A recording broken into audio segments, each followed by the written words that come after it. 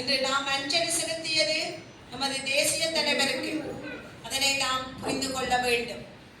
இப்போது பல்வேறு சர்ச்சைகள், சச்சரவுகள், துவாரகா வருகின்றார் என்கின்ற கதைகள் நம்மை சுற்றி ஓடிக்கொண்டிருக்கிறது. இங்கே நாம் ஒன்றை புரிந்து கொள்ள வேண்டும்.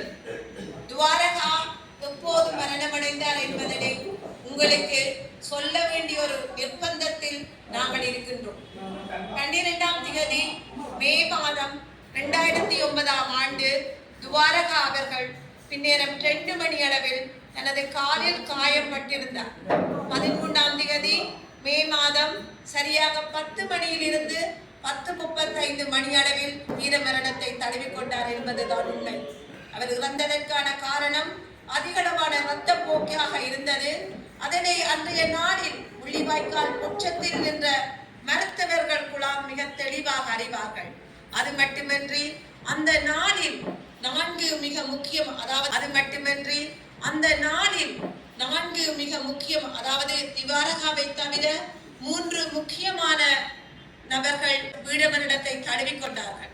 ஒன்று பிரிகேடியர் சொர்ணம் மாஸ்டர். நீங்கள் எல்லோரும் கேள்விப்பட்டிருக்கிறீர்கள். சொர்ணம் என்று சொல்வார்கள். அவர் அன்று சரியாக மாலை 5:30 மணி அளவில் தனது குப்பி கடித்து அவர் தனது வீரமரணத்தை தழுவிக்கொண்டார். ஏனென்றால் அவருக்கு ஷெல் காயப்பட்டிருந்தது. அதனால் அவர் தனது குப்பி கடித்து அவர் அங்கு கழித்துள்ளார்.